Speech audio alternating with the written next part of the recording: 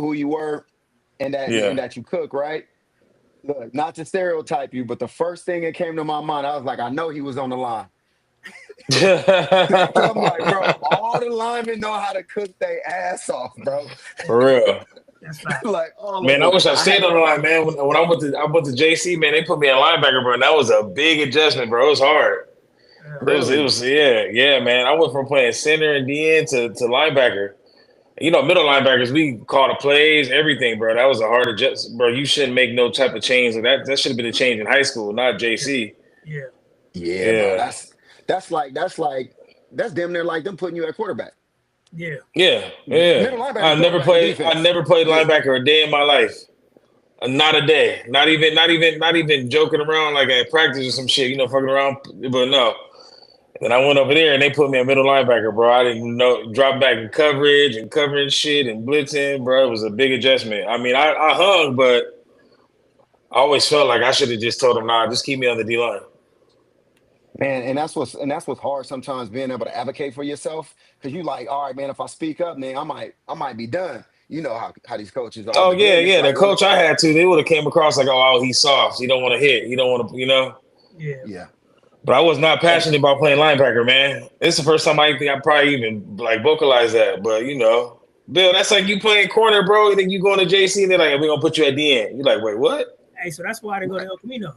Keep it a stack. You know, they were Yeah. devastated in Torrance. I went to spring ball for a week. And, you know, Lau was the quarterback. So he had just got Mhm. out to Oregon State and playing, you know, wide receiver and DB in high school. And Lau throwing me the rock. I go to Elko and they're like, we want you to play receiver. We like what you do. And I'm like, man, I'm 5'8". I don't run a 4'3". I'm quicker than I am fast. There's no D1 for a 5'8" receiver that's not running. Yeah. I knew that even as a youth, as a young kid. So when they was like, we stacked that corner, we don't need you there. We want you to play here. And they wouldn't let me play DB. And Ab was already in my inbox, like, hey man, you know, I take care of North dudes. Come over here.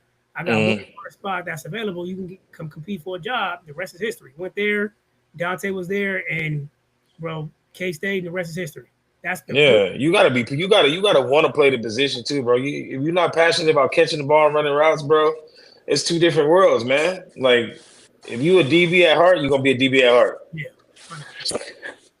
it's funny you said that. Learned that the hard way. Was running back in high school, all state, and then get to college. It was like, yo, you fast. You know, by go play DB. I'm like, wait, and I got to compete at this level. It's bro, it's tough, man. It's Yeah, like a whole nother world. But if you want to keep playing, it's like it is what it is. So yeah, with that yeah. being said, hey man, tell us, man, give us your background, man, your journey, because it's very unique, man. What's up? Into that, you got to do the intro, and then I'm a tee up. I'm a tee up. You got something? Yeah. Okay, for sure, for sure. My bad, bro. My bad. All right, listen. I got so damn excited. I got straight into it. But so check it out, man. We're here. Man, this is Athlete Mindset Reset, man. Conversations, man, beyond the game. And I'm here with a great guest, man. And looks like a familiar face for my boy Bill. So I'm here with the chef, man, the world renowned chef. I'm calling it Yes, out right sir. now, man. Mr. Chris Brown, man. Welcome, welcome, What up, welcome. y'all? What's going on, man? What's going on, man? I'm glad to be here, man. Good to see my boy Billy again, man. You know, you play football with somebody, man. It's a brotherhood for life, man. Brotherhood for So, life. Man, yeah, super man. here for the listeners, man. Chris Brown was a phenomenal football player, all conference. I believe I will mention all state too. Like you talking about a dog in high school, and then we played some JUCO ball together, and he had his pivot earlier than most of us, but his pivot has still gotten him to a really good position in life. And I text Chris all the time, You do. especially posting his content. I'm like, man, from the football field to the kitchen, bro, you still doing it big, and it's a pleasure to watch from afar, man. To know Thank somebody you, man. Appreciate it. and is doing it big, bro. So I couldn't be happier to have you on the platform. Appreciate it, man. I'm glad to be here, For man. real. For real, man. So, Chris, man, tell us how you got here, man. What's your background? I know you and Billy got some close ties, but for the rest of the world that don't know, man, share with us, man. Yeah, man. So I'm from Gardena, and I went to school. That's where I met Billy. I actually went to school at North, but I'm from Gardena, man. I went to elementary school, middle school there. And, you know, my parents wanted me to have a slightly better education and be around a different crowd. You know, when you hang around the wrong crowd in middle school, they try to break that up, send you to high school. Yeah. So I went to North, man. The North was cool, man. It was diverse. I think that was kind of the first time I remember seeing like so many different races, you know, because Yeah, when I went to school, man, it was just blacks and Hispanics and a few, yeah, a few Samoans, maybe one or Yep. two white people that lived in the, just a nicer part of Gardena. But Man, when I went to North, man, I saw Koreans, Japanese, Hawaiians. I ain't never, all mixed in one. So North was cool. I got a lot out of North. I got to learn how to be around different cultures and races and all type of stuff. Obviously play sports, man. You can't be walking around high school playing sports, man. That's just my number. I tell my son all the time, you're going to play sports until you at an age where you can decide things. Like, he's always in sports. So yeah, I play football with Bill. I think I tried out for the basketball team, man, but I'm not really a basketball dude, man. But so football was always, that's the sport I loved growing up. And yeah, man, after high school, man, I played football at community college. I played at Harvard with Billy too. I follow Billy everywhere. Look, I'm following him. He went to Harvard. I went to, hey, it's funny, Bill, because I actually went to Elko first. I did spring ball there. I didn't know that. Because Josh from Redondo. Yeah, me and Josh was cool. I know him since middle school. So we was at Elko together, and I remember when my grandfather had passed away at the time, and I just was kind of like falling back on a lot of stuff. And I said, you know what, I'm a gray shirt, and just get my life together and just start all over again. And Coach Aleman hit me up and told me to come to Harvard College because my O-line coach, Coach Walter DeLeon, went there. And I went to Harvard, and that was it. So that's why I was a year behind everybody. Even though me and Billy graduated the same year, he was on his second year when I was in my first year, because I had took that year off after my grandpa passed away. I didn't know you was at Elko. Boar was with me at K-State. Yeah. I know all them. Yeah. At Elko. Yeah. Because Featherstone had reached out to me about coming to the spring ball. I did the whole spring thing. It's funny too. Remember Mike Van Sant, little Mike? Mike was on the team. Yeah, Mike Van Sant was on the team, man. He was out there holding it down with the DBs and the receivers. Because I used to look at him. No offense to Mike if you see this, but I used to look like, man, what you doing out here, man? But he held it down. But yeah, Harvard was cool though. I really enjoyed Harvard, man. Harvard was fun. I think that was the first time I really got exposed to being on the team where it was just all about stats, bro. You get blown out by 50, but if you had 3 picks, you was happy. Yeah. Interesting. Because I'm a team player, bro. I hate losing. I'm super competitive. I hate losing, and that was a team where we lost more than we won, and I wouldn't. That always didn't sit well with me. But looking at other people, they didn't care. It was all about stats and getting that scholarship, and I know that's what it was about. Right, man. Especially coming from our high school where we had been successful at went to a state. Oh yeah, we used to win.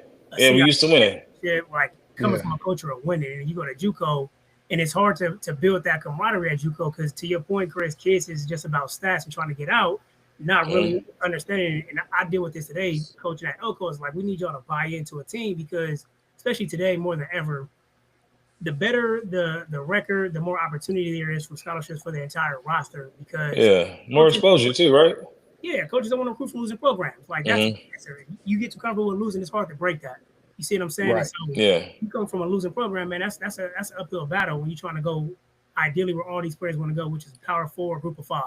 They just don't recruit losing programs like that unless you are, Reggie Bush in the flesh, and then they'll give it up. Even still, right? I feel like, and this is just my own opinion here, those guys they take when you go to programs that are like a Saban or a coach that has a culture that's already established where leaders of the team can teach that young man the culture and the ways, and then he adapts to it. But if you ain't got a coach or a foundation, it's hard to recruit a kid from a losing program, man, because that mentality is just, it's cancerous. You're right.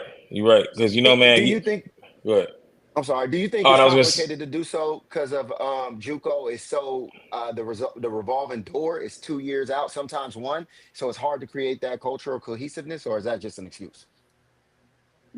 It's that, and it's the fact that being an LA dude going to an LA JUCO, you got a lot of distractions. Your homeboys is still an influence, and so if you're not locked in to a goal, it's hard to stay the course. And most of these kids, you 18, and let's keep it a buck here, man. African Americans, like our families are notorious for you 18, you on your own now. You got to figure it out. And so a lot of these kids is being introduced to life at an early age, and some of them don't have the family structure that says, all right, if you want to pursue this dream of football, I'm gonna take care of everything. You just focus on school and football. Most of these kids is working jobs, and so that's hard to do, man. When you're trying to go, to that kind of level, you got to be all in and be focused on your body and preparation and everything that comes with football. Versus you trying to work a job and simultaneously do it. Now, it's kids that still do that, but in my humble opinion, I think that's the biggest challenge, because the distractions and then trying to work a job is you stretch too far thin versus being all in and focusing on school and ball. Yeah, it's I definitely agree with impossible. that. That's why It's I like to probably hire athletes in the restaurant industry, because they understand, like, it's easier to have an ex athlete in the kitchen, because it's like JUCO, right? You could be the best cook on the line, right? But if you cooking faster than everybody and you putting up food faster than everybody and you're not working as a team, right? Mm.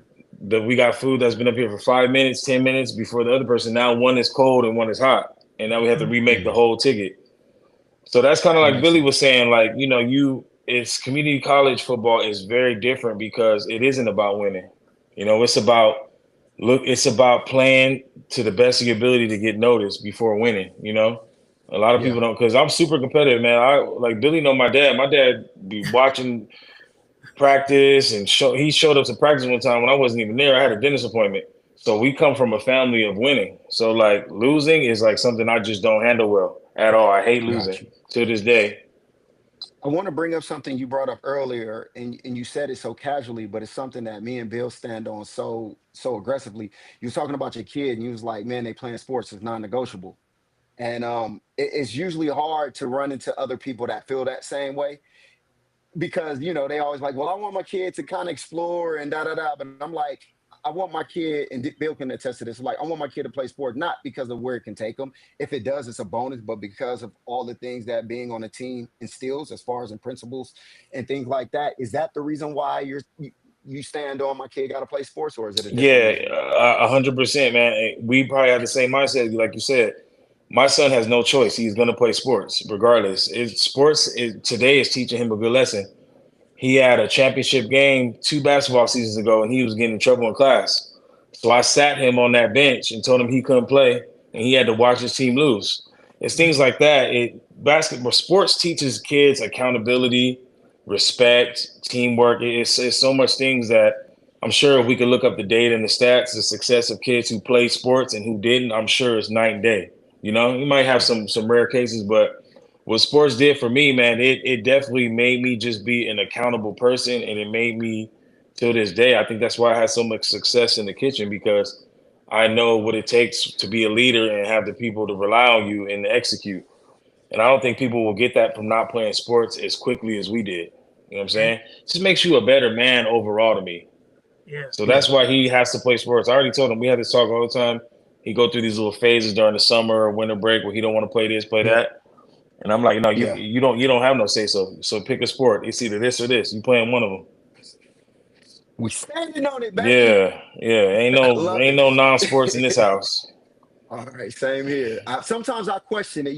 I get stubborn. Like, nah, I'm same way. Like, bro, it's not negotiable. You playing sports, we're gonna take it as far as we can go. But sometimes that outside influence will be like, well, maybe you need to, like, nah, because I can see what they can't see. And Hmm. another thing, you can attest, I can see what it develops from a level of just success all around than what it does. And a lot of times when I hear it, I either hear it from athletes that are still disgruntled, that have not, let their wounds heal from their sports career not, panning out, or I hear from people that has nothing to do with athletics. And so that's Hmm. when I kind of got to be like, no, I need to hear it from winners, people that are successful, and they still use the experience of playing sports as a youth all the way to give them the foundation that they need. So I'm glad you kind of threw that I in. I agree. just wanted I to, mean, there's three of yeah, us right here, athletes, and I think we're pretty successful. So I mean, not I'm too gonna stick with shabby. it. I'm gonna stick with it. For sure. Another thing you mentioned too, you talked about when you hire your staff, you love to hire athletes. I think that's dope because you're giving these athletes an opportunity. Bill and I also agree, like, hey, athletes need to look out for athletes. But when selecting the athletes that you hire, what is it that, one, that you look for, and two, what is it that's so appealing that athletes possess that make you say, hey, I want you as part of my team to help what I got going on? You know what's crazy, man? When someone gets an interview or walks in and looks for a job, when you play sports, you know who plays sports. I don't know it's just something that's in us. Like if we in a room full of dudes, I know who plays football, who play basketball, obviously with the height, but football players, man, we got this weird build that never goes away. I cannot work out for like 10 years, bro, and you just have the neck, the shoulders, it just don't go away. So I can tell who's an athlete. And when they come in, they interview and it never fails. I'm like, hey, did you play football? Yeah, where'd you play? I played at South High. Oh, okay, was you a lineman? Yeah, you're right. It's always lineman. It's always lineman for some reason. You're right. Um, but yeah, just the kitchen is so team based, and you need everybody from the dishwasher, like the dishwashers. People wouldn't believe, man. Those are like the quarterbacks in the restaurant. You wouldn't think that. Really? You wouldn't think that, Really? man. A dishwasher can make or break a whole kitchen, man. That's why dishwashers, man, that is like the prized possession. Anybody who owns a restaurant, ask them. Be like, yo, a dishwasher is important. They're the most important in the restaurant, bro, by far. They like the Interesting. quarterbacks. I would. So yeah, you Yeah. wouldn't think that. You got to break that Man, down. The why? What's the why behind it? Yeah. Yeah. okay, put it like this, man. On a busy night, right? The average person is going to have three dishes in front of them, right? So they're gonna have a plate for the chips and salsa, right, at a Mexican restaurant. They're probably gonna have a plate for appetizers. If you order appetizers, they bring out the little plates, Yep. and they're gonna have a dinner plate. They might not always have dessert, right? And then you're gonna have at least two drinks because you're gonna get water. You might get a soda or cocktail, right? So Yep. that's just one person. So you got to multiply that times feeding 1,200 people a day, right? So who's washing those and hand drying those and restocking those, right? Not to mention when we cook, right? We don't use the same pan over and over. If I saute some mushrooms and spinach in one pan for one ticket and I'm done with that, then I grab a new pan. So these dudes are moving nonstop, washing, hand drying, stocking for the kitchen and the restaurant. The nights we never had a dishwasher, like someone called out sick or we just had an emergency and I had to wash dishes, bro, I felt like I got hit by a trip. It felt like you played two football games. No lie. No lie. You stand there for 10 hours. The dishwasher area is the hottest part of the restaurant because it's hot steam hitting you in the face all night. And the water has to be the hottest over there. So, the water's at like 165. I'm talking about that. Sometimes the water will burn a hole in your glove. That's how hot it is. And Wow. you are washing all night, 8, 9, 10 hours, I have no idea. It sounds Yeah, like dishwashers is crazy. like unsung hero. Like it started in the trenches. Like you Yes. got a formidable O line and D line. Yeah, if I had a line cook and a dishwasher arguing, I'm getting rid of the cook. I'm not getting rid of the dishwasher. Damn. Yes. Yeah, man. I got a dishwasher Hall of Fame, man. And I got dishwashers this is a guy named Joey, man.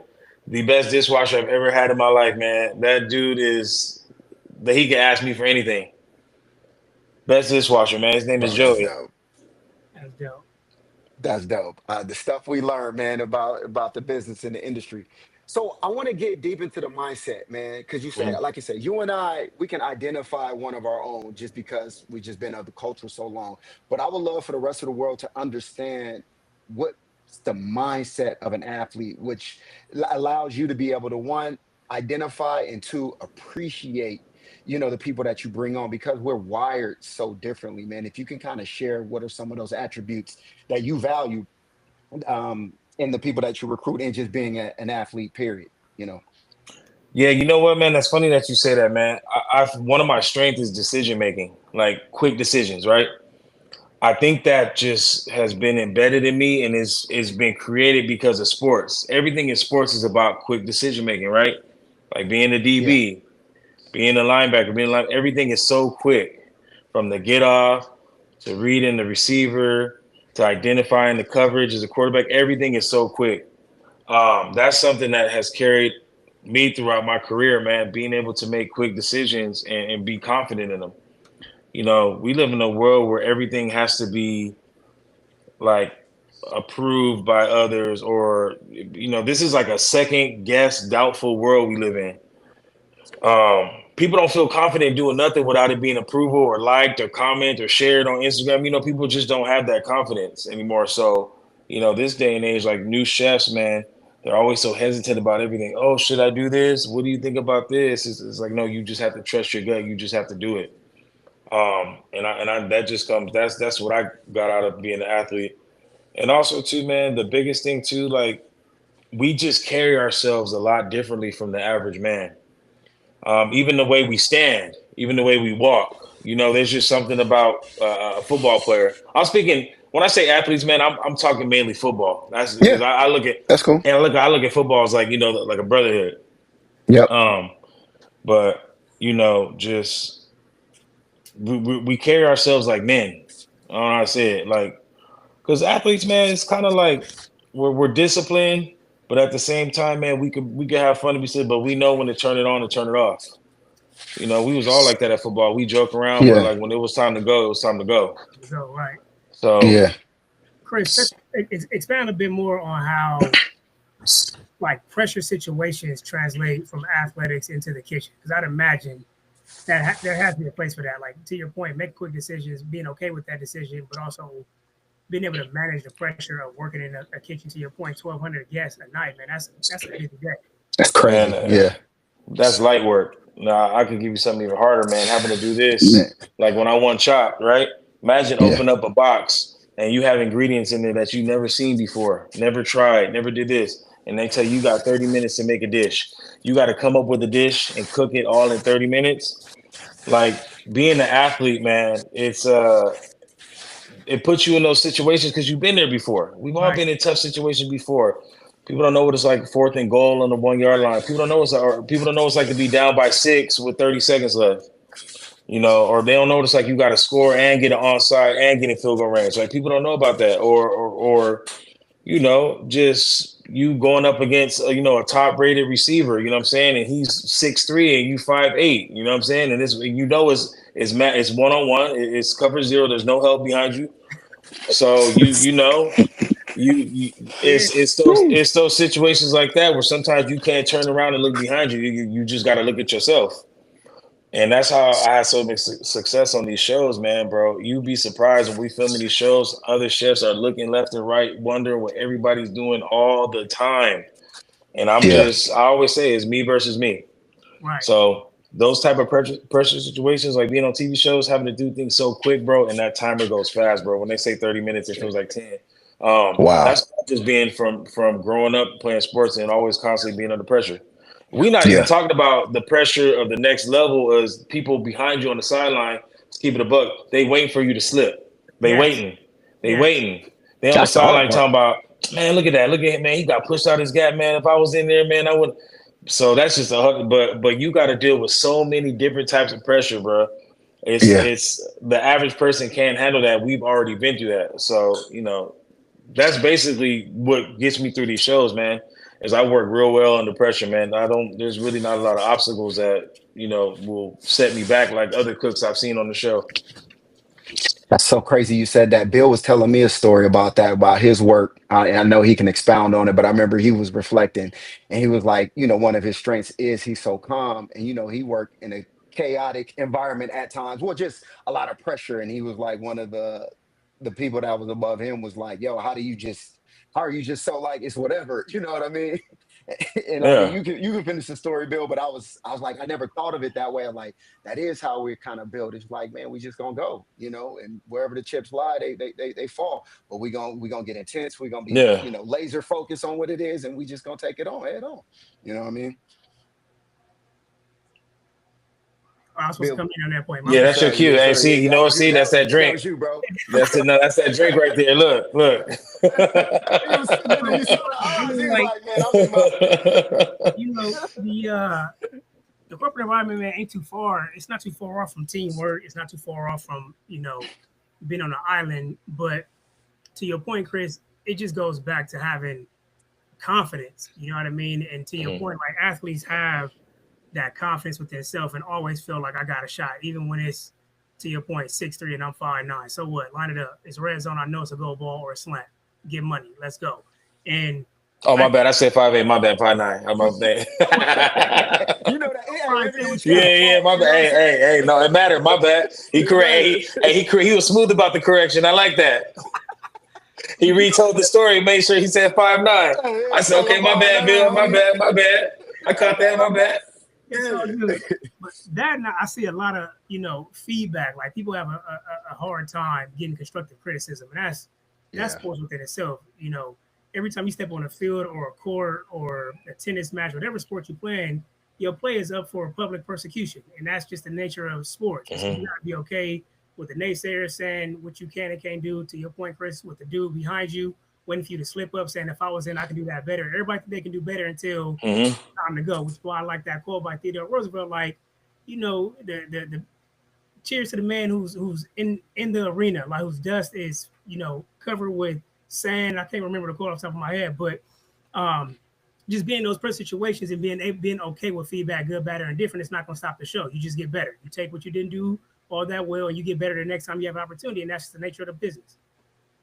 Man, it's Yeah. crazy you said that. I'm like, imagine, man, and maybe two DBs can attest to this, like getting took up top, knowing it's not your fault, but you the one on the jumbotron, right, with the mud face, right, and then going into a working environment to where if a mistake is done, you and your team is the only one that knows, but the outside people, but the person who's making a mistake is panicking. I was like, man, imagine if the world knew about the Right. mistake. You know what I'm saying? And Yeah. just being Yeah. able to For kind real. of deal with that.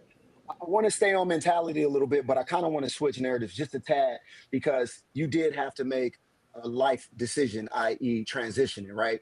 So once the game was over, saying, "Hey, this is going to be my next calling." If you can kind of walk us through that journey, like how you knew it was time to go and pursue something else, and how did you know internally that the decision you made to be a chef was the right, Mm. path for you to pursue? One thing about me, man, I'm realistic with myself, man. Sometimes I put up a front for other people. You have to. It's just the world we live in. Yeah. And when I say put up a front, I don't mean like lie about materialistic things. I'm talking about like as men, you can't always really say what's on your mind or what's wrong. Right. We gotta, True. we're fathers, we're husbands. Sometimes you gotta be strong for the family when you're not strong.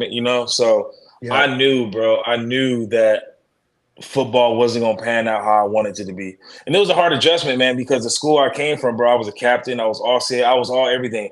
I felt like sometimes things was just handed to me, bro, because my relationship with the coaches and who I was, and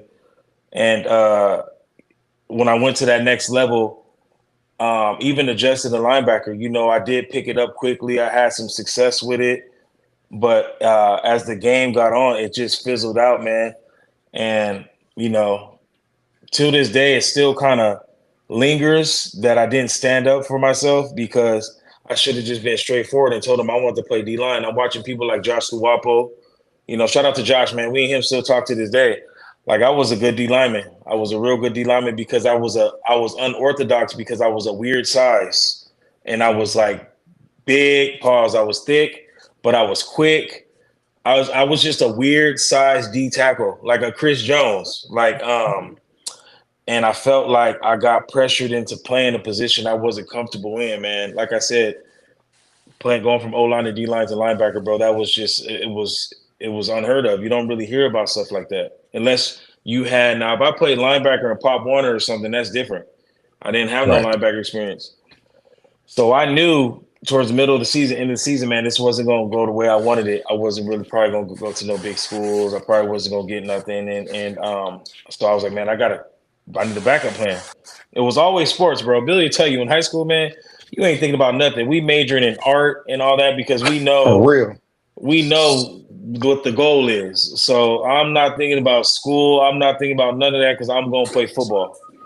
And when it hit me that it wasn't going to go that way, the backup plan was culinary school. I was obsessed with Hell's Kitchen and the Food Network and stuff like that. That was like, my little hidden little thing I like to do, man. I used to love watching people cook.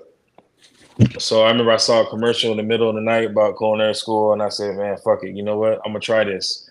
And I'll never forget. I went to go do the tour, and I did that tour, man. And I felt something that football never gave me. Interesting. And I said, "Man, Wow. this is it. This is it." Like I walked out that tour, and I said, "Yo, this is it. This is it. Like I'm gonna get through the season."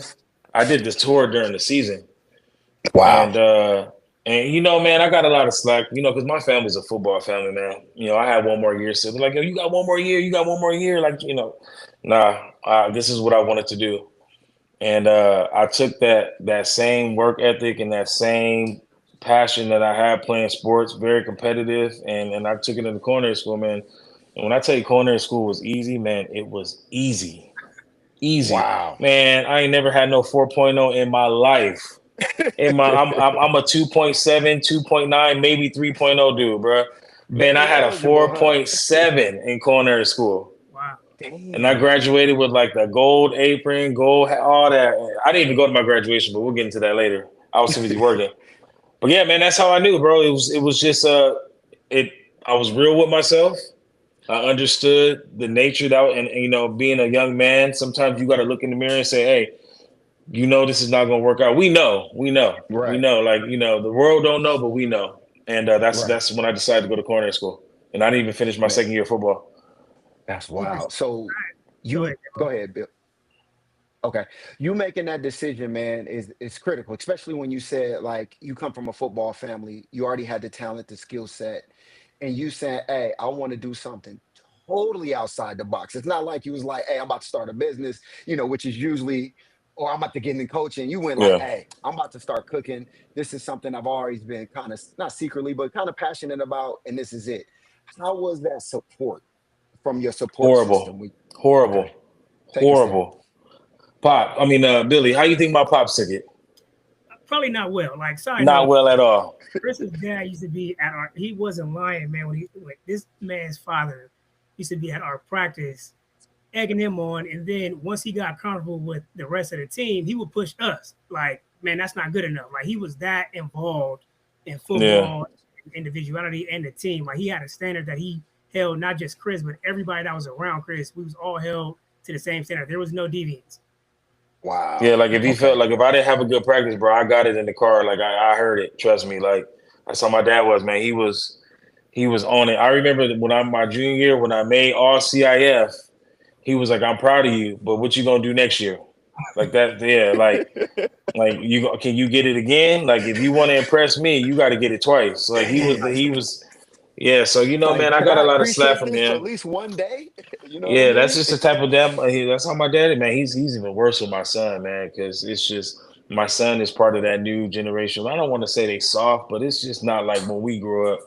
And my Yeah, dad is still the same mentally. I told him, I said, "Yo, my son plays quarterback. He threw an interception. Can't walk over to my son, man. What the fuck are you thinking right now, man? What are you doing? What are you doing? Do you want to play? Do you want to play this sport?" I'm like, "Hey, pops, it's not that type of world we live in no more. That worked back in the early 2000s. Can't do that no more." But my cousins. I got a cousin that played for the Arizona Cardinals, and Yeah. he understood it. But all like I said, my family's male heavy, so every barbecue, everything. Oh, Chris, Yeah. Betty Crocker. Oh he cooking like a woman. Keep in mind, this is back in the day. We don't talk like that no more. Right. This is just a Right. throwback story. yeah. Be like, Yeah. oh yeah, look at him. He going in the kitchen with the moms and the aunts. He ain't playing for. So I got it. But what's crazy is now it's like, oh man, being a chef now, bro, it's a profession like being a lawyer or a doctor. Like that's how some Yes. people look at it. Like Yeah, especially when you on TV, yeah. it's crazy. Like Billy, I was at Wilson Park. We was going on a walk, and this dude, I don't know if you remember Steven Cerna. Yeah. He came up to me, bro, and he was like, "Hey, man, I went to high school with you, man. I don't know if you remember me, man, but I saw you on the Food Network, man, and I just want, can you follow me on Instagram?" I'm like, "Bro, I know who you are. We had class together, man." Like they just be that. I mean, they just look at it like that now, Yeah. But yeah, but to answer your question, though, so I don't drift off.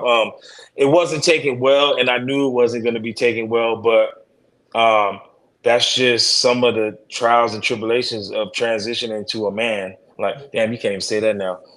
Uh, The world we live that's in, right? yeah, Hey, yeah, bro, let's go back to what you said yeah, earlier, though. You was like, that's the problem with society. We always looking for not necessarily approval, but like, if I say this, what is going to be the pushback? And it's like, Right. look, you don't have any malintent for what our views are, how we were shaped and molded. It's like, hey, this is mhm, what how I feel. This is how I stand on, and that mentality is what got me where I'm at. So why would I go backwards just to Right. appease some other mhm. people?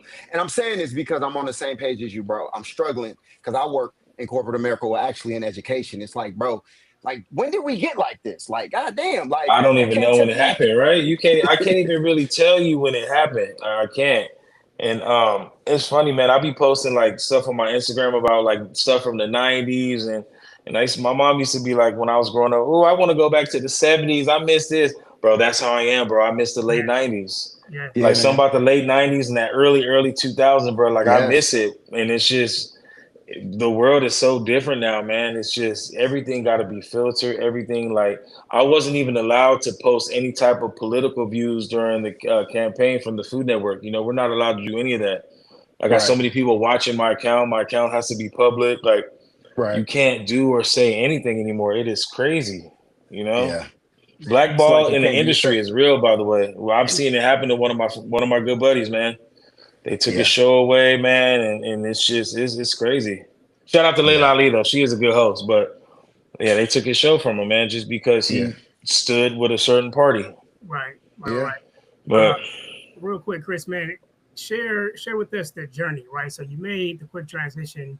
yeah, Very interesting that when you took the tour, you got something that you didn't feel from football, which I think is dope. That you were able to find something that gave you equal excitement. It sounds like more passion outside of football. hmm I think a lot of athletes can't say. Like we kind of put everything into that one sport, right? yeah, yeah, But yeah. from that starting point, man, today, talk just a bit about the journey that you had to experience from then to now. I love football. To this day, I love it. I love it so much that Billy know every time he get online, he gonna see me on Madden or college. That's it. There's only two games I play. I love football. Like it's a family member. Football has never, ever, ever given me the feel or the rush or the burn or the desire that I've gotten cooking in kitchens. It's a drug. It's a drug, man. It is. It's a rush, Wow. man. There's something about like the smell of just people working and fire and heat and all those sounds in the kitchen and a busy restaurant and just I love it, bro. I could do this for the rest of my life. Like I don't think I ever really want to retire. I think I want to cook till I die. I really do. That's how much I love this. So to answer your question, man, like how I look at the restaurant industry is exactly how I look at sports, man. I'm showing up to be the best. I'm working as a team because that's the number one goal. Yep. But I wanna win the game and be MVP or player of the game. And that's how I Yeah. was, man. I was super competitive in the kitchen. Super competitive, man. Like I remember, we had a prep list and it was like, hey, everybody cut 30 onions, right? I'm cutting 40 because I Mm. want you guys to stop at 30 and I'm gonna do 10 extra just Right. to show you I'm like that. I was always like that. I was really competitive. I didn't have a lot of friends in the kitchen, man. Like, people I wouldn't say I wasn't liked because I'm funny, I'm cool, I'm joking around, but on a work level I wasn't liked. But Yeah. I couldn't control that, bro. I mean, just being an athlete, man. Who plays sports and don't want to be the best? Right. Like, damn, Billy, you want to be the best DB every field you step on. I'm Every sure day. coaching, right? You want to be the best. Yo, you want to be that coach that say, damn, man, hey, Coach Bill, man, that dude changed my life. Like he really did. So he taught me things like, this is just how we are, man. And athletes, I feel like only athletes will understand that. Yep. Yep. Yep. And there are competitive people that didn't or weren't athletes, but we're just built a little But differently. it's just different. It's just different. I Yeah. know you was in there on these shows and in these competitions looking at them like food, and they probably didn't even wasn't even aware. Like, man, I'm coming for your spot. Like, if I'm not on top of the podium, what are we doing here? And that's something that Bill and I, to this day, we want to share with these athletes. We always say, like, an athlete isn't the physicalities of what you do; it just comes with it. The athlete is a mentality that you hmm adapt over Yeah. time of being in there, and you kind of have hmm to play competitive sports to adapt that mentality. And it seems like what it was you adapted athlete mentality, being an athlete, a good one at that. But once you found your purpose, right, which is in cooking, hmm you took that mentality into your purpose, and that's the reason why you at the platforms and the heights that you are today, bro. So, like, you are a living breathing testament of what Bill and I are always trying to preach and coach to these youngsters, bro. For real, for real. I like that, yo, and I like that you said mental because it isn't always just a physical aspect. You're right. We done Yeah. seen players. Bill, how many receivers you seen that was way bigger than you that was trash? Oh, a lot. Trash. Been Horrible around. route running, ain't got no hands, don't block. If the play ain't going near them, they don't even sell the play. They just out there. That's how it can be in the kitchen sometimes too. It's always some of these dudes coming in with like the expensive Headley and Bennett aprons. That's like a designer that in the culinary world. That's like a Louis Vuitton apron. It's called Headley and Bennett. Okay. They show with these aprons, all these sharp knives, bro, and they can't cut. They can't do this. They don't. They got to pull out their phone when you tell them to do something. So Wow. it's like, yeah, it's definitely mental over physical for sure. Yeah. I love that. Well, man, this is a good segue, man. It's halftime. So now I know we got into a real deep conversation. I'm glad, like, you shared those gems with us because it's very valuable. And I know these youngsters are going to kind of take heed, but man, we're going to lighten it up a little bit and kind of Okay. talk about some of the things that we into, man. Okay. Let's get it. Billy Let's over get there, it. Billy over there trying to hide his sapo down there, but I know he's sipping. And I'm sitting here looking at Bill, and Bill's staring in the same spot, just smiling. That's Bill. I thought he was Bill is frozen. nice right now. Man, he is. He's feeling nice. Look at him. Hey, I get that a lot, actually. I'm intentionally listening. Yeah, man. So, man, what are some of the things you into, man? Like I said, you've achieved a level of success now. I know you're a hard worker, probably a workaholic, but whenever you get some time to kind of relax, what are you into, man? I'm a gamer, man. I play Madden, and I mean, I pretty much play all sports games. I play a couple fighting games, but I'm a gamer, bro. Like I do tournaments, stuff like that. Anything where I can compete against somebody, bro, that's what I'm gonna do. Like that's just me. I know my competitiveness is bad. It's bad, man. It's a different level. But in my spare time, man, I'm on my PS5. That's it. So Yeah. You know, I you being novice, because he actually liked that at Madden to the point where I don't even want to play Oh, him. for real? And he talking that good game too. Like he oh yeah. for, oh, you can't see me, or you got RPOs. Like Chris is like that on Madden. Like Yeah, he be seeing me in the PlayStation chat. I be going crazy on them dudes. And we was in the I won that Super Bowl in this one league we was in, and they just ended the league. That was the last league. Yeah, they had this league for years, and they just stopped it. my man be playing for like big bets too. Like he's really like that in the gaming world. Yeah, I don't play for free, unfortunately, man. We got a slang. It costs 10 to get in this club. Yeah. Wow. Okay. This dude got one speed, and it's all go. All, All go. It go back to the man, mentality though. It's back to the mentality. Yeah, That's just all you know. it's that's crazy, it. man. When like I said, you interact with people like that, and outside looking in, they'll be like, "Man, you should just relax and relax your brain." And you're like, "No, I don't want to. I'll do it when I die." And but people don't understand that, like, bro, you wired how you wired. If that makes Yeah. sense. Like, I get a lot of pushback from people that are close to me because they be like, "Bro, what you should sit your ass down." I was like, "Bro, when I sit down is when I feel like I'm not doing nothing. When I'm working, and I don't know. It's almost like a generator. Like when I'm working and Hmm. moving, it keeps. That's what keep me alive. It's like a spark. Whenever I'm sitting down complacent, I'm just I don't know, man. Maybe Yeah. it's the ADD in me. I don't know. Mhm. But I'm It's saying probably that I'm too, not the but I only know one. what you're saying. It's just when I have to sit down and be still or somebody just relaxing, that's when, bro, it's even worse. I start game planning, thinking about, okay, I'm gonna do this, this, this. I gotta do this. I gotta do this. I gotta line this up. Like I just am on go. Yeah, And I yeah, do come home and we unwind and we got everybody got their ways to unwind when they drink or smoke and they relax. Don't get me wrong, I do relax, but I'm just a type of person where I'm very active and I need to be doing something the majority of the day. I need to feel accomplished, then I can relax. Yeah. that makes sense. So That makes once I feel sense. like I did enough for the day, I feel like I can relax. But if I needed to do something or didn't finish something on my list, it's gonna bother me. I'm gonna finish it before I relax. Sweet, So sweet. so to that point though, Chris, like you unwind, you into gaming, and I hope you don't mind me sharing this aspect, but Yeah. as you didn't mention, I was waiting for you to talk about it a bit, but Chris and we've always been cool, but I moved to the Bay for work, was working in tech for a good amount. And I knew you was doing the culinary thing. I think, correct me if I'm wrong, it was Le Cordon Bleu was the culinary Yeah, I school. went through one Pasadena, yeah. I saw that Hold on on, Bill. social media. Finish this. Hold on, Bill. We just be brushing over that shit like if that ain't the damn That's one of Stanford the of best. cooking. Yeah, It's one of the best. It's like not, yeah. yeah.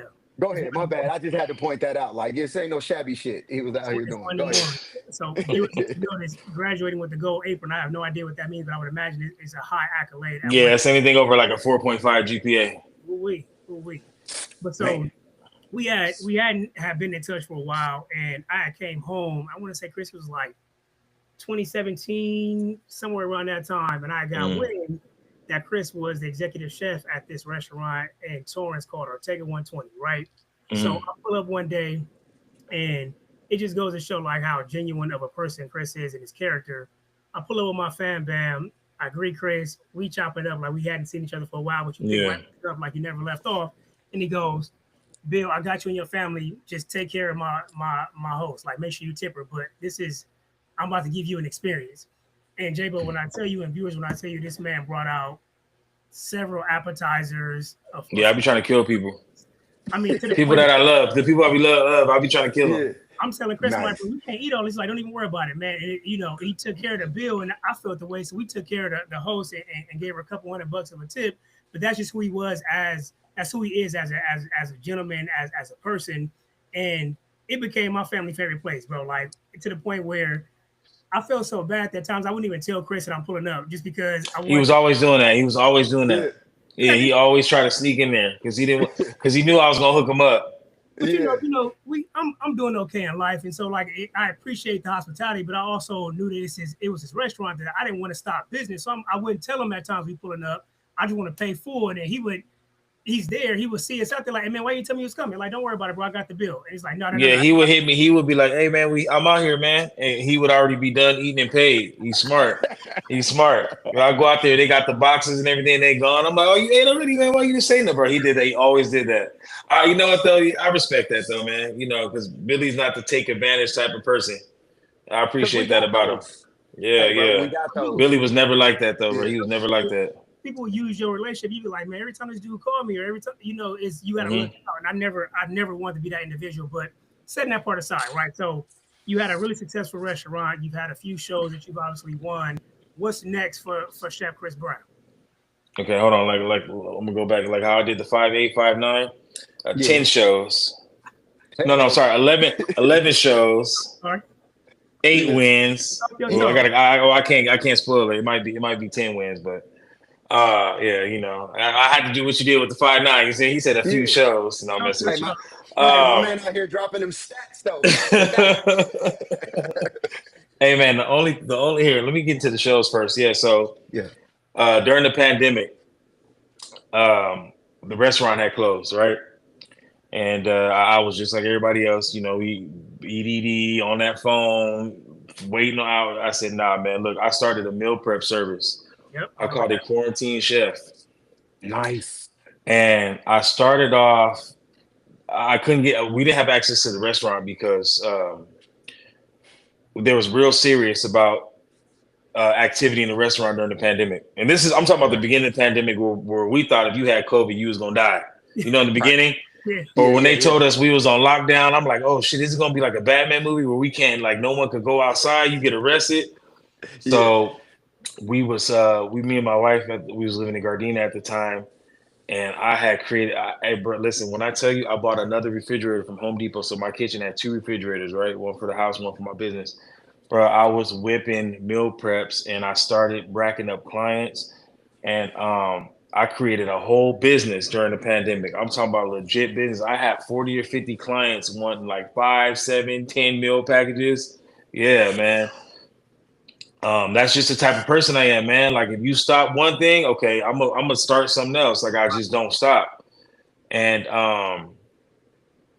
shit, Bill, what was your question again? Because this all goes into it. What's next? So you have okay, got you. Yes, there we go. So I was meal prepping for somebody who worked for the Food Network, right?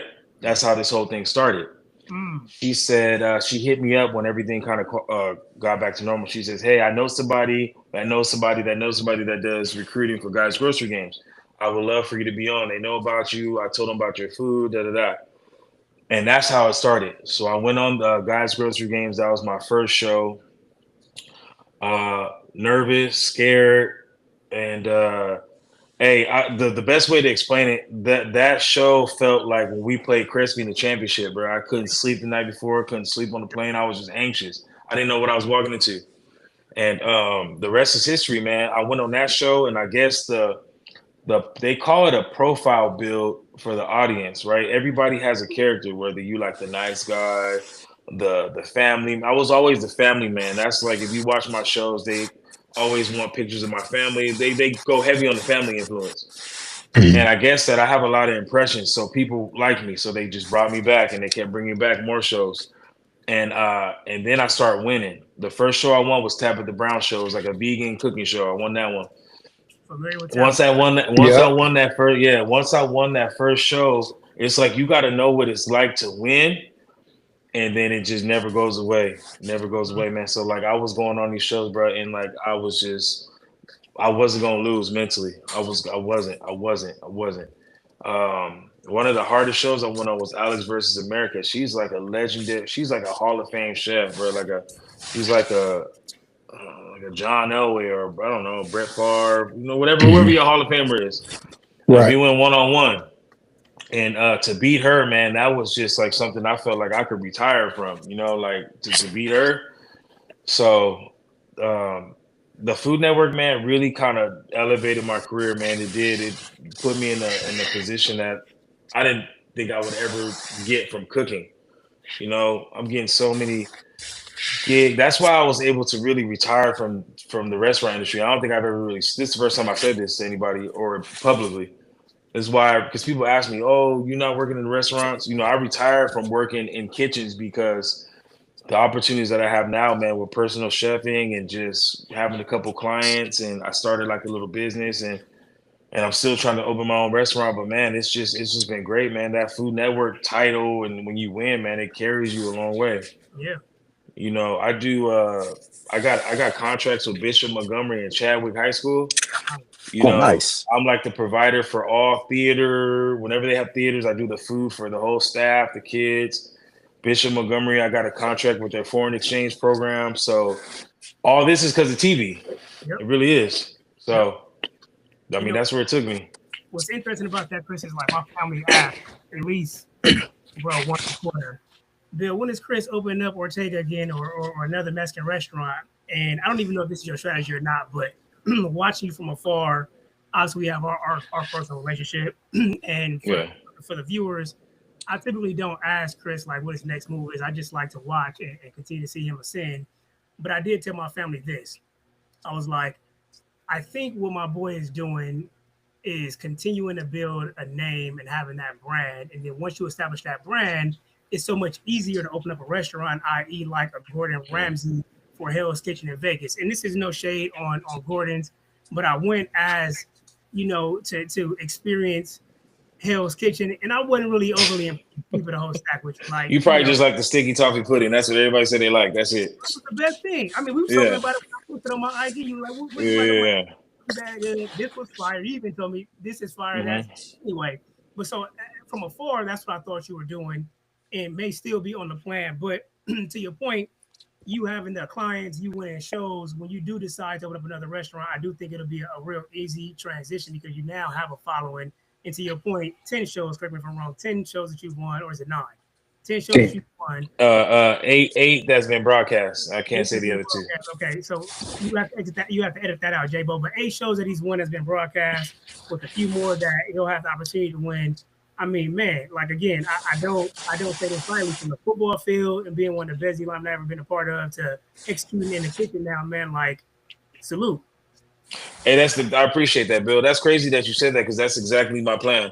Basically, I had an opportunity to get something and it fell short. I was outbidded basically. But my goal is to open up Chile Negro, and I don't want to come out of pocket for it. So basically, I just need to find the right investor to, that has, $2 to $3 million to give me and open up the restaurant. Now the size varies, I kind of sometimes go back and forth. I want like a not too small restaurant, kind of medium size, 50 people, something like that. I don't need a big ass restaurant, but yeah, I'm waiting on the right investors. And I've had people reach out to me for that wanted to invest, but the investment, the return has to make sense. It's a lot of things that go into it. And in LA, it's changing so fast. That's why if you follow me on Instagram, man, I'll be sneak dissing these food bloggers because it's a toxic, man. The food bloggers, the social media people that we all love, bro, they're killing the industry, man. And I'm a very vocal advocate about not having them around. Like paying for food reviews is killing the culture, bro. It really is, because now we don't know what's really good anymore. Like is it good because you paid them $250 to come say, oh, it's a hidden gem. This is everything is busting, everything. We don't know. So they have kind of just made the food scene bad. If I open up a restaurant, it's hot, it's banging, it's fire, right? It's hot for those 2 or 3 weeks that the food bloggers is posting about. But what happens when they open up something different and now this is the trend? This is how everybody going over there. It's just like, it's a fast paced culture. That's why all these mom and pop places, Billy, how many places you drove by, you ate in high school that are gone now? It's a lot of them. It's a lot because they don't have social media like today. They don't know how to hire media marketing. They don't know how to have people come review their foods. They don't know how to go viral.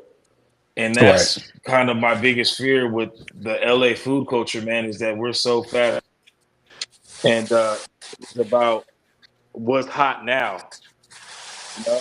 Yeah, Right. that's So very I'm interesting. still on the fence about a lot of things, man. Like I don't know what city I don't want to do. I don't know what state, you know. I just don't. I don't. I have the concept. I got the concept, and I got everything that I want to do. I just don't know where to put it. Interesting. Man, that's interesting. And man, you just gave me an alley hoop to kind of segue into the next thing, which is, Okay. entrepreneurship slash financial literacy. Go ahead, Bill. You had a question before I went to the next one? Before you, Go ahead. I'm gonna stick here for one more minute. Yeah, go ahead. Go ahead. Yeah. Right. Yeah, yeah, no good. So, Chris, one of my favorite movies is Burnt with Bradley Cooper. When his I've character, never seen it. Should I watch it? you should watch it. Okay. What's it called? It's called Burnt. Burnt? Is that the Okay. one where he starts off chasing the black dude? It's like a black dude he sees, and he's chasing him in the alley, and then That's the part. That's in that's the a movie. scene. Okay. But I give you just a quick high level view of the plot. It's a chef who was incredibly popular at one of the more renowned restaurants in Paris, had some personal things, and then took a break, and then he was opening up his own restaurant, trying to go for his third Michelin star. And it was probably the first time I got exposed to like what a kitchen is like, and they're talking about the different titles of the folks that are inside the kitchen and how they address plates, and they talk about the whole Michelin experience.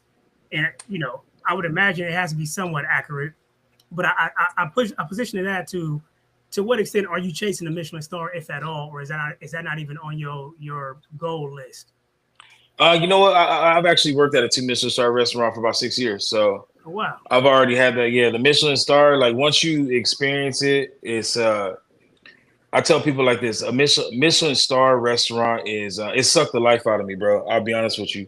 Interesting. When I hear the word Michelin star, man, it's a love hate relationship because to be a part of any star, whether it's 1, 2, or 3, luckily I was able to be a part of 2. That's a milestone in itself. Just to get in the door and to be able to be a part of that, bro. It's a Super Bowl for us. Mm-hmm. I look at them like they look at it like this: 1 star is a Super Bowl ring, 2 stars is like a Super Bowl ring and a Super Bowl MVP, and 3 stars is all of them in the Hall of Fame. That's how you look at it. Mm-hmm. Okay. 1 star. So how they give you? So what the stars mean? 1 star is that this restaurant is worth traveling out of state to dine in, right? Mhm. 2 stars means this restaurant is worth traveling to another country to eat at. Mhm. 3 stars, your restaurant is now considered a historical landmark and can't be removed, basically. So if you're a Wow. 3 Michelin star restaurant, you're considered by law a historical landmark. And that's why a lot of these 3 Michelin star restaurants that close, if you look up like on YouTube, there's a lot of 3 Michelin star restaurants throughout Europe that are closed, but they're still there. You can't build nothing over it. You can't knock nothing down. It's almost like Wow. museums. In fact, they turned one of the best restaurants in the entire world called El Bulli. They turned it into a culinary school once it closed. It's a historical Okay. landmark. Yeah, so it's a big deal. Michelin star is rough though, man. It's very, very, very abusive, bro. That was probably the one experience that for the first time broke me. And I'm talking about broke me, bro. Like I went home and looked in the mirror and said, damn, man, I really thought about, and in fact, I did. I was living in West LA, like borderline, like West LA, Inglewood area, like borderline, like La Cienega, yeah, over there, kind of by like Howard Hughes, like that weird little cusp. Yep. But I actually applied for the Starbucks. There's a Starbucks where the Magic Johnson TGI Fridays is. You know where that's at, right? Yep. I actually Hmm. applied at that Starbucks, bro, because I couldn't do it anymore. It was the first time. I don't quit nothing, bro. Nothing. Yeah. It was the first time I really thought about changing careers, bro. The Michelin star game is crazy, bro. And it's like, it's almost like I want to write a book about it because it's something like if I told you, you wouldn't believe. Like it's really hard to work somewhere being grabbed, being pushed against a wall, being called everything in the book, and you can't do nothing back. There's a system in the restaurant industry called blackball, right? Your resume is all you have in the restaurant industry. That's all you have. They want to know where you work, what chef, where you come from, Right. right? Billy burns a piece of lamb, right? And I grab Billy by his collar and I curse him out and call him all type of names and disrespect him, disrespect his family. And Billy, retaliates and pushes me or does something back. He's blackballed now, right? So he gets fired. Now he goes into another restaurant. They want to know where you been at the last 3 years. They're gonna call me. And they're gonna be like, hey, do you have a Billy McClellan? Never heard of this dude. Or don't hire him. Right? So LA is very, very small. Every chef knows each other. We all know each other. Everybody knows each other, right? All I gotta do is just let everybody know, do not fuck with Billy, and he'll have to move states. If you pay attention to the restaurant industry, man, a lot of chefs, a lot of cooks, they travel state to state for that reason, right? You got a lot. He might cook in Washington, he might cook in San Francisco. He might. Sometimes you got to get away. That's the only way to stay in the industry. You get blackballed, you ain't gonna work nowhere in LA unless it's a small little Mexican restaurant. So no one knows about, no one cares. Oh yeah, they'll hire you, but the pay is not the same. You Right. know, Michelin star pay is great pay, and it's also abusive pay because when I say that, you're on salary, right? Yep. Most cooks are hourly. You're never gonna find a restaurant where a dishwasher and the cook is on salary, right? My shift always was 4:30 to 1:30 in the morning, sometimes 2, right? I used to get to work at 7:30 in the morning because my prep list was so big, so long, pause, that if I got there just an hour early, I was already behind. They call it in the shits. You're already in the shits. Okay, dinner service starts at 5:15, and I gotta break down a whole lamb. I gotta cut veggies. I gotta do all this stuff. You have to, so basically I used to work 7 a.m. to 2 a.m., but I used to only get paid for that. And how they get away with it? Well, you're on salary. Yeah. You know, I'm getting 8 hours of pay, but I'm working, 18, 20 hours a day. So the Michelin star, man, especially it's even worse when you're black, bro. And it's even worse when you're a woman, and it's worse when you're a black woman. I'll never forget, bro, something that haunts me to this day. I can't say the name of the restaurant, I can't say the chef. But one of the pastry chefs, she didn't temper chocolate. When I say temper chocolate, you ever had chocolate that's like a Hershey's Kiss, right? Mm-hmm. Hmm. How it's like chocolate, but it's like solid. It's Yep. called it's Yeah. tempered, right? Well, her Okay. chocolate wasn't fully tempered, and she tried to cover it up by cooling it down in the fridge. So the chef caught it, and he said, "Hey, who did this?" Right? No one raised their hand. He went back, checked the cameras because there are cameras in the walk-in. I'll never forget it. I was in the walk-in grabbing duck. We used to have ducks hanging upside down. They were Yeah. already So, and he was in there yelling at her, "Why the fuck did you lie to me?" And he grabbed her by the apron. "You stupid black bitch." And she looked at me, bro. Like she gave me this look, like, bro, can you like to stand up for her? Right. And I couldn't, bro. I couldn't do it. I got bills. I got an apartment. I got financial obligations. I can't afford to lose my job for nobody. And like till this day, bro, that still haunts me, bro, because the look she gave me, it was just kind of like you just watch it. Imagine watching like an old lady getting mugged, bro, from somebody you could whoop on. Imagine somebody mugging an old lady with no weapon, and you could whoop on them, you could beat on them, but you just walk away. That's how I felt, bro. And I'm gonna write a book about the Michelin star, like, bro. It was very difficult, bro. And it's hard when you black, bro. I'm just gonna keep it real with you. It's hard. Every time there was a promotion, there was a task, we just weren't good enough. And I'm not one to be on that. I'm not even big on that race because I open up my own lane. You know what I'm saying? Like I don't let it hold me back. But that was the first time I started to notice racism, especially with Europeans, like French. They do not like us. Mm-hmm. And I worked in a lot of French kitchens. They don't like us. They don't. They don't at all. They make it very difficult for us to succeed. And when you mess up, it's over. It's over. Man, I done been called everything in the book. Stupid black boy, all type of shit. But you just got to deal with it. And a lot of people don't know that. I know you guys looking at it like, damn, you got, it's crazy to think about people outside eating their food and they have no idea what's going on in the back. Right. No No idea. idea. You out there cutting Man. your steak, got your mashed potatoes. Damn, bro, this is good. Try this. And we back there Yeah. taking that abuse, bro. It's crazy. Crazy. Anyway, yeah, that's your question. Michelin star is something I already achieved being a part of. Chasing one, maybe to get it in my name. We're part of the team that has it. So we go down in history in the grand spectrum, but Yeah. it's not like when you win it and it's in your name, you know? Yeah. That makes sense. Yeah. Yeah. We like the lineman basically. Yeah. Right. Like you was on the team, you went to the show, Yeah. but like I said, you wasn't the quarterback. Got you. Yeah. You ran for 450. you gonna get all the praise, but the O-line is when we get the pat on the back, like, oh damn, you got a good O-line, but we don't get the interview, we don't get the spotlight. Yeah, Got it. Yeah. Man, appreciate you putting up the curtains of that, man. Yeah, man, I know we can't do it now, but man, bro, that's what I'm telling you. I want to write a book. There's so many stories, bro. People wouldn't even believe me. It's crazy. I can imagine. The movie is you should check it out, man. And when you do check it out, shoot me a text. It has a lot of scenes kind of like that. Like Bradley Cooper, his character was blackballed. Yeah. When he was abusive to a lot of his chefs. But that's why it's hard to watch for me, man. That's people ask me all the time to watch The Bear, and when you in it, it's hard. It's real hard to watch something like that when you in it, bro. Like I tried watching The Bear, bro, and it gave me anxiety because I've been there before. Yeah. So this is I'll watch it though. I'm gonna watch it. Don't do it then. Don't do it. No, I'm gonna watch it. He's still in the game, right? He's still in the game. No, man. Hey, man. I'm glad you shared that and with us. I mean, that's a vulnerable position to be in because you're still there and knowing you. Like I haven't seen you personally, but you as a lineman, bro. So you got to be at least 6'2", 280. No, I'm probably like 6 feet, like maybe about 280. Okay, so but yeah, I'm a natural protector. Yeah.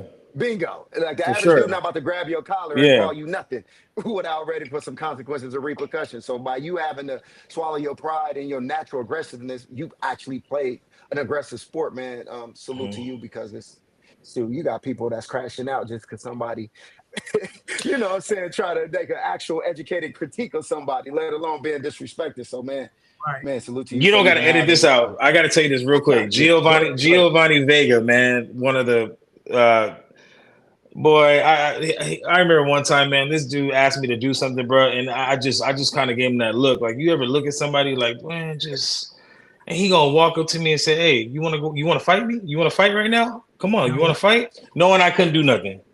But they be getting off and stuff like that. Yo, when I say he was probably like 5 foot at most. Giovanni Vega, little dude, little man syndrome. He was like the dude from Ratatouille, the little chef.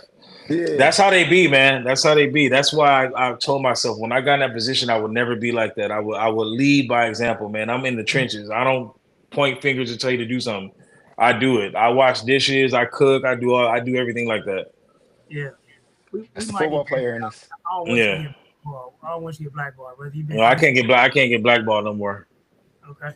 All right, man. You know, I just want to look out for my boy. I am the black ball. I heard that. I knew he was gonna say that. I knew he was gonna say that. Yeah.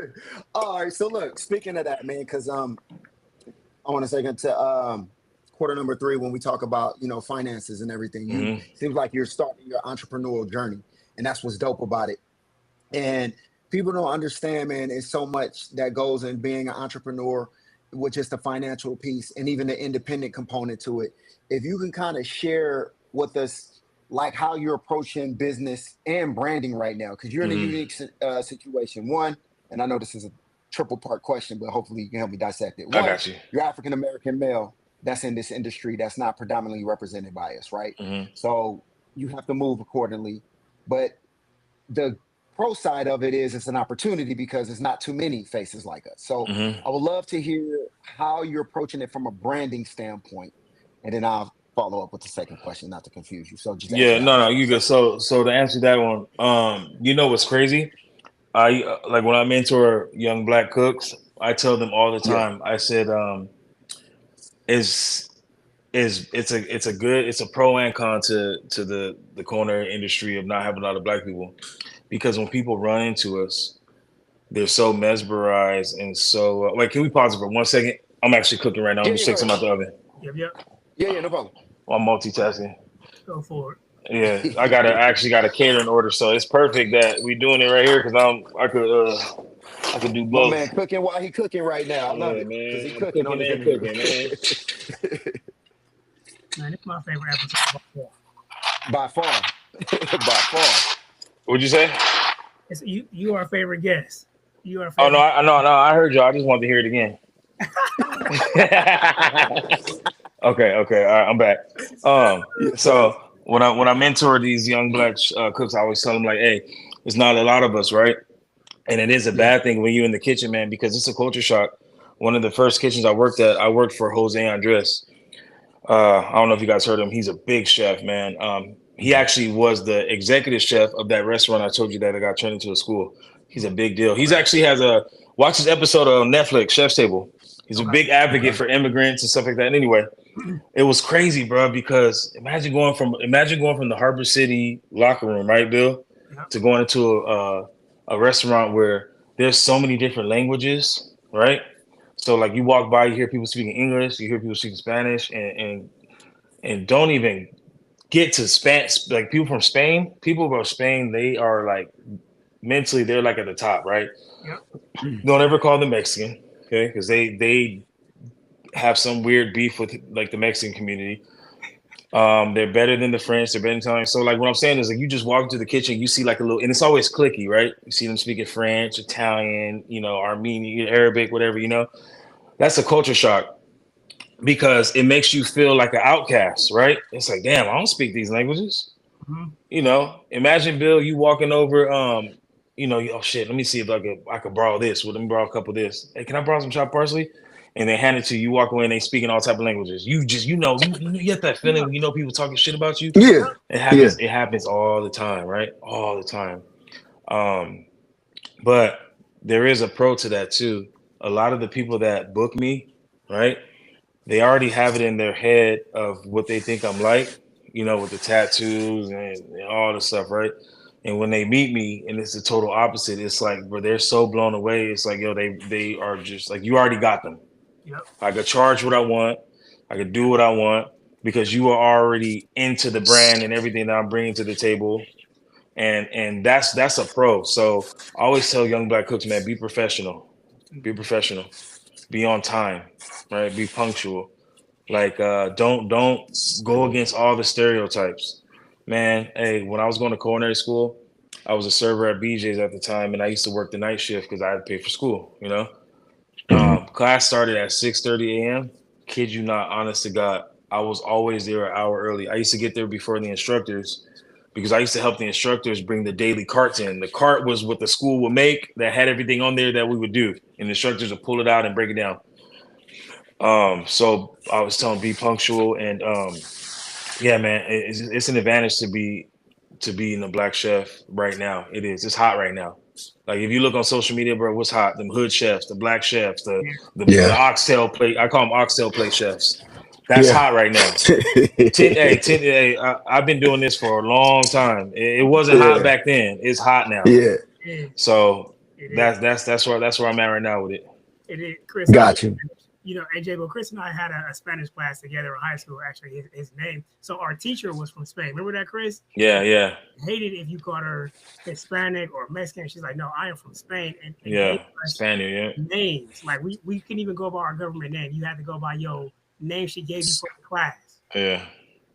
I was Benito. Benito. Yeah, Benito. Hey, actually, you know what? This fool still calls me Benito, bro. I swear to God, he does. Benito.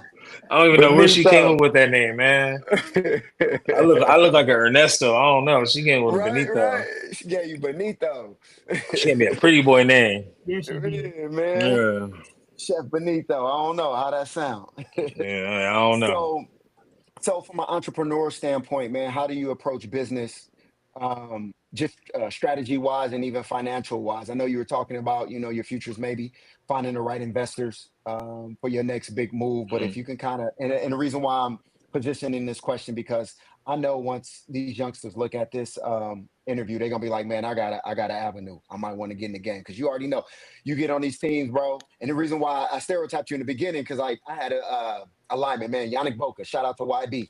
Bro, I went to a boarding school, man, and so sometimes, the food wasn't always, bro. This dude would come up with stuff and whip shit up in the 15 minutes. And we'd be like, bro, first of all, I didn't even know these ingredients was in the back. How did you do this? You know what I mean? So I know somebody is sitting watching this like, oh, I can go in this lane too. So I would love for you to kind of give game just from a strategy standpoint. How should they approach everything? How do they look at it? Go ahead, bro. Absolutely. First thing I want to say, never do something. Then again, this is my personal opinion. Yeah. Never start a venture that's going to put you in astronomical debt, right? Culinary school is going to put you at least 50 grand in debt, at least 50 or 60 grand. Luckily enough, I had my GA, my general education associate AA. Yeah. When I went to culinary school, I transferred everything from Elko and Harbor over, so I had my AA already. So I didn't have to take none of those core classes. I went straight to the culinary classes. A lot of people, man, they was going to culinary school, dressed up, and they was in English and history. Hot. They're like, well, I thought I was going to cook. Dropping out right away. That's why the dropout rate is bad. If you go to culinary school, they don't tell you till you get your classes that you take in general ed and then one cooking class probably. So you might be, What? yeah. So when you go to culinary school, they're a college, so they have to follow those requirements, right?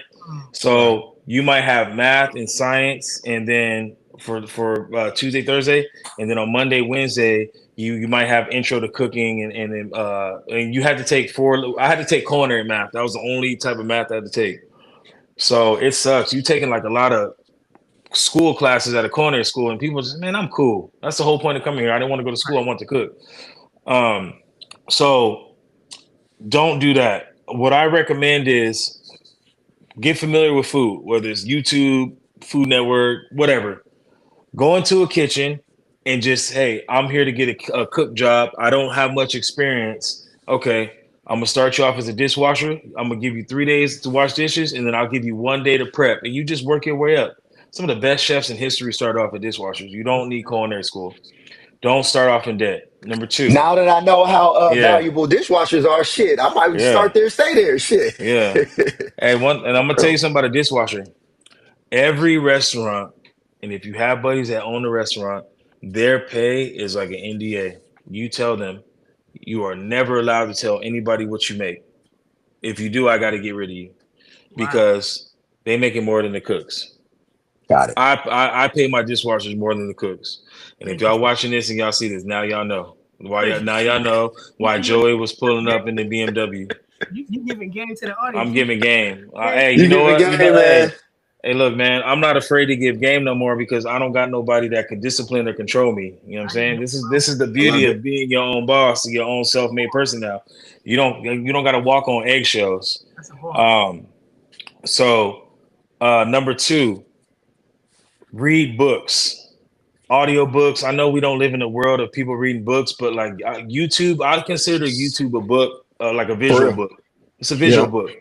Just stay in them books, stay on them videos.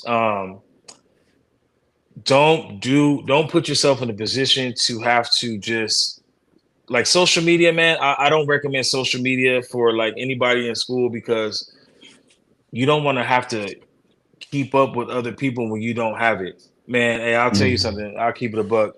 I done been so broke before that my direct deposit was hit at 12:01 because I had Westcom Credit Union. Shout out to Westcom. And I was at the McDonald's drive-thru at 11:59 in the drive-thru waiting for my direct deposit to eat so I can eat off the dollar menu because that's how broke I was at one point. I was broke like that. But that's just because I was paying for school out of pocket too at the time. So all my money was going towards bills and then my monthly student loan basically. So don't be afraid to struggle. If you live at home with your mom and dad and they allow you to live at home, take advantage of it, man. Don't be too grown to have to move out. Limit the bills, and that way, financial stress will keep you from, achieving your goals. You can't focus when you're stressed out about things financially. It's hard. It's hard. You got to be mentally strong, man. You trying to go to school and cook and learn while you trying to figure out, my phone's gonna get cut off at 7:00. I gotta come up with $130. Don't put yourself in that position. The money will come. And this is what I wish they told us in culinary school. We be joking around, me and my homie Austin and Aaron. We'd be like, yo, we about to graduate from culinary school. We about to get paid. And my first job, I made $10 an hour. Okay. So you do the math. I left a job where I was making like $200, $300 in cash on a Friday and Saturday night serving, right? To now making $10 an hour, working 3 times, 4 times, 5 times as hard. Right, it's hard. So, the money will come, bro. But you just got to understand that it's gonna be rough in the beginning. So, my advice is don't go to culinary school, and don't try to keep up with the Joneses because that'll put you that'll make you spend stupid money, and just live at home if you can.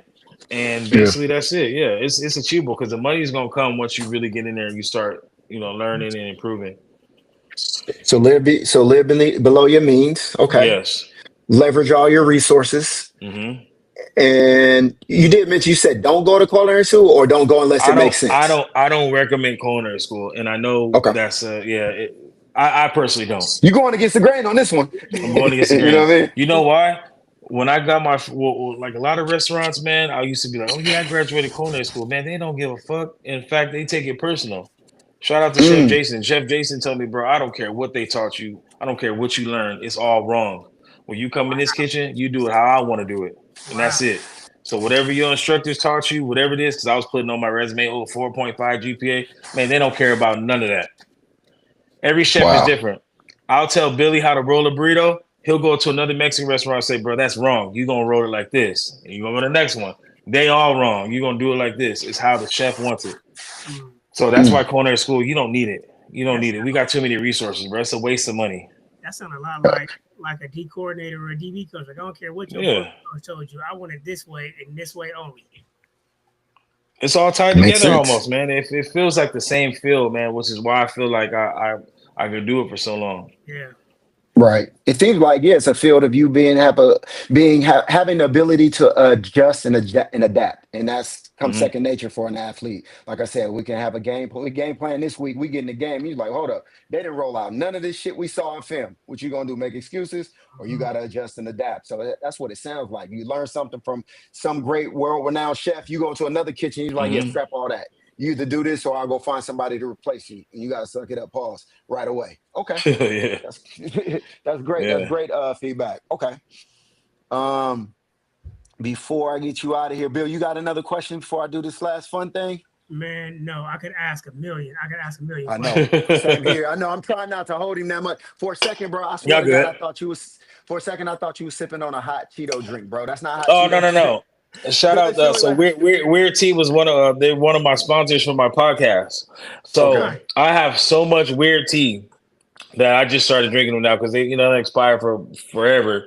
So basically, Weird Tea, what it is, it's like a Red Bull, but it's non-carbonated because it's tea, but it has like double the caffeine. It's all Okay. organic. It's vegan, no antibiotic, nothing. Like if you look at what's on the can, it's just organic tea, cane sugar, lemon juice, caffeine. That's it. Simple Oh yeah. ingredients. Where can Simple you find it? ingredients, man. You can buy them at any store. Basically, they're called Weird Teas. This is the peach, the All white right. peach. But yeah, they're a All sponsor right. for my podcast. So Sweet. I'm gonna all check these them folks that's out. addicted to those Celsius pivot to weird tea. There you Yes, go. I had a Red Bull Celsius addiction bad. I used to drink like 4 Red Bulls a day sometime. That's how bad it was. Because I'm working all Wow. day. Yeah. Yeah. Yeah. Okay. So here's the fun part, bro. Let's go. You know, we live in an NIL era. Unfortunately, Hmm. bro, we was born a decade and some change too late. I mean too Man. early. But these kids is man, they get in the bag, bro. It's Yeah, the numbers that I'm hearing is ridiculous, bro. stupid. Making more than us right now. So if you fortunately in a different world, man, were able to receive, I'm gonna say a quarter million, right, of an NIL Hmm. package, man. Kind of paint the picture. What would you do with that level of blessing and that level of responsibility? Go ahead. So okay, so when I receive this NIL, where am I? Am I a freshman or what am I in Great high? question. Yeah, so you're good question. So you're a four-star incoming freshman Okay, at okay, a okay, major power force university. okay. So first thing I got to do is purchase property, right? Because my mom always told me you're not anything if you don't own it. So the first thing I'm gonna do is purchase property, and then I'm probably going to either have my mom in there or rent it out. Okay. And because how I look at money is I look at money like, what can I do to turn this into more? You know what I'm saying? Like when people get money, they want to spend it, they want to buy stuff. I want to flip it. So if I had an NIL deal, first thing I'm doing is like buying property and making sure that turns into something else. And then the rest of the money probably either saved, divided up between the family and stuff like that. I probably didn't have kids at the time. I'll probably buy a little whip and that's it. Keep it simple. I'm a simple dude, man. I'm simple. It Okay. don't take a lot to make me happy, but I definitely would Okay. buy property first. All right, sweet. So that's the money part of the bag or broke section. Hmm. Now, how So are you going to move around? So I want to talk about the branding and just the future planning. How would you go about one appearance and then two, how would you navigate knowing that you're on this high platform and you have all access to all these resources and things like that? I can't dress. I mean, I'm a sneakerhead, but I can't dress, so I'm getting a stylist. First things Okay. first. I got to get a Okay. stylist, bro, because If I don't get a stylist, it's gonna be Nike sweats, white tee, and shoes everywhere, and a hat, no matter where I go. Yeah, my wife dresses me. I'm just be honest. I'm about to If say I that. ever look Gotcha. fly in the picture, my Why? wife Hey, dresses me. Yeah. wife Yeah, did it. yeah. But we Okay. we back then. No, I'm not married back then, so I'm hiring a stylist. Yeah. And then shit. What was the second part? I'm sorry. Yeah, so that was one. That was branding. So that's Okay. appearance. The next Yeah. one is now navigating through the system. So let me paint the picture a little bit more because it might sound like an Hmm. open-ended question. So these kids are, I always say, these kids are on the largest platform that they'll ever be on unless they get the Hmm. opportunity to go to the next level. And with that being said, you have access to so many opportunities, so many resources, but a lot of times these kids don't take advantage of those until it's too late. I give a perfect example. While you're being a college athlete, whether you're the starter or you just, on the roster, if you were to call a CEO and say, "Hey, I would love to take you out to lunch to pick your brain about a few things," not only are they going to pick up the call, but they're going to take you up on that offer. But you try doing that 3 to 4 years removed from being on that team. Yeah, good luck. So that having that level of, accessibility, how would you leverage that? You knowing what you know now. Oh man.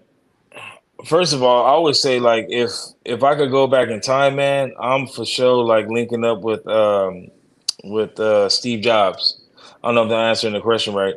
No, you go. Because okay, for one, I just think he didn't know at the time what the iPhone was gonna do. So if I had the knowledge that I have now with like the way the iPhone is, like I'm going back and I'm revolutionizing that phone basically with him. So I mean, I don't know if I answered the question right. No, you good. So you would go back and, like I said, you would offer him the lunch and you would share some of your thoughts with him, maybe possibly Yes, have him as a mentor or something like that. And yes, yes. no, And, no, that's great and advice. definitely I and was definitely explain and definitely explaining him the future of like Uber Eats and stuff like having things delivered to you with a tap of a button. mm, I wish I came up with that. Two-sided marketplace, man. Man, for real, for real. Okay, well, man, that was fun. Like I said, I call that's my bag or broke segment of I it. like that. I It like that. compliment. Yeah, man, it complements the board game that I'm releasing pretty soon in the future. Is to help Okay. these young athletes be able to navigate the system while being able to receive these NIL deals. So it deals with financial literacy, how to manage your brand, but most importantly, just how do you balance yourself as a total student athlete. And so it's a simulation game, board game with an app attached to it to allow them. So every segment I have my guests just walk them through it, I like just a little that. And for fun the for record, everybody. I'm broke. You know, a lot of people. That's the one thing about the Food Network, man. They starting to do the math. They're like, okay, 10,000, 25,000. He won. No, I ain't got it. I like being broke. I like Like being they broke. I Hey, say, ain't that's the got way it. to Yeah, go. man. You still move I'm like a broke, street man. dude. I'm broke, I'm baby. broke, man. I don't got no jewelry, no nothing. For sure, for sure. And they don't say Balenciaga. It says Balenciaga. So it ain't even real. So I ain't got it, man. Don't. For sure, for Yeah. sure. Before I let you go, Bill, you got any questions? Any last questions? Any last remarks? no last remarks, man. I just appreciate having my boy on the platform. Yeah, man, I have fun, man. This is dope. This To is be dope. I like this. to be very honest, man, I was a bit hesitant. I'm gonna ask you out. Just going back to that, ask you out. Sorry, to ask you on the platform. Going back to just like not wanting to ask too much of people, not trying to take advantage of relationships. But man, we have been down for a minute, man, and Hell yeah. excited when you was like, I'm happy to do so. And I even told J-Bo like, oh, this is gonna be a good one for sure. To Hey, have man, anything that got to do with you, Bill, man, you need anything, bro, you ask anytime, bro. I got you no, anytime. no, sir. But I do appreciate you, man, joining because again, man, like we are very passionate about trying to get the message out to young athletes that are Hmm. in the sport right now, whether they have that transition. It's not a matter of if, it's a matter of when. And so how can we educate the next generation Hmm. with tools and resources to help them with that transition? Because again, man, you're on a ticking time bomb. And so we all had to go through it. We've all had our different transitions and went through that period where it's like, what do I do now? And so to hear your Yeah. story, man, I think is just a testament not only to the mentality and the character in which you are, but from a friend to watch you from afar, man, and also being in a position to support you in ways, even with my own coin, to help you and your family and everything that you got going, man. I just, it's a pleasure to do so, bro. So Man, I appreciate you too, man. Appreciate it always, man. It's always love, man. You family. you already And know. anybody that's watching this, man, just be real with yourself, bro. Like, even though having to tell myself and my family I wasn't gonna play my second year of football, that decision saved my life because I don't know where I would be, honestly. If I had played, I could have got hurt. I could have did some stupid shit. Could have, having a surprise, but you just don't know where your life is gonna go. But making that decision, man, it I couldn't I can't even explain. I would do it a million times over again. So, No, man. and there's a lot of people out there in that situation, man, who feel lost or they don't know where football's going to take them. Don't wait till it's over. Game plan early. It's okay to have a backup plan. Mhm. Nothing wrong with Yeah. it. Just Bro, you don't understand like how much of a cheat code you are for these people. So like with Bill, Bill's very modest. You know how he is, yeah. man. He a man of less words, but when he speaks volumes. But what we're trying to create here, bro, is a community, man. What we realize, and we don't even realize this, is like, bro, I always say this, like we're like kind of the largest fraternity on the planet, but Hmm. we don't network that way. We all got the same type of principles that are instilled in us because we developed it being athletes, but it's like, all right, we need to create that ecosystem for that the next generation can kind of eat off of. And a lot of Hmm. times we see that these athletes, they get ran through the system, which is nothing wrong with. That's another day for another topic. Yeah. But it's like, all right, what do they have to land on afterwards? It's like, where are their resources that they can pull from? And a lot of times they got to pull from outside the network. And I'm like, all right, well, if we can keep our network from within, one, we can protect the integrity of our network, and two, we can protect and put on the next generation. So that's the whole reason why I have this platform, is to be able to interview people like you to have a unique story, but a valuable story, but also have a unique and awesome platform. So now, whether you are serving as a mentor directly, you'll definitely be serving as a mentor indirectly, because just your story alone allows a young 17, 18-year-old, like, okay, when this all said and done, this is an avenue that I can Hmm. go. And and it's been done by somebody that is me, i.e., an Yeah. athlete. You get what I'm saying? Like that's the Yeah. whole purpose of of this platform, bro. Yeah. Like And I you like gave some that. gems.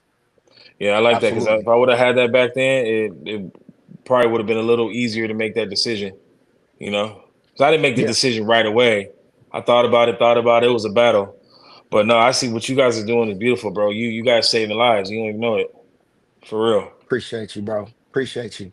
Well, on that note, guys, man, that's episode 8 of Athlete Mindset Reset Conversations. Um, this is Coach Bill. You got J-Bo, and we just had an amazing hour and some change with Thank y'all, man, man. Chef Chris Brown. Man, I appreciate you guys. Y'all know what time it is. In the process, y'all stay positive, stay productive, but most importantly, stay in the presence. You got J-Bo, something to real say, quick. Bill? My bad. Yeah, Go ahead. real Yeah. quick. Chris, tell them where the people can find you. Oh, that's right. Chef underscore Chris Brown with no H. CRIS underscore Brown. Chef Chris Brown. I'm on all my shows are on the Food Network, Apple TV, Roku, Discovery Plus is everywhere. If you go on the internet and type in Chef Chris Brown, I'm gonna pop up. You'll see me. So you can just Google me. That boy said you can Google him. You Is can it Google good? me. Hey, that's a bar within itself, Hey, man. hey, you Hey, know what's crazy? Google me. Hey, a couple weeks ago, you like Google somebody, bro. I have a AI. You know how they do like AI. Oh, Chris Brown, born here, has kids.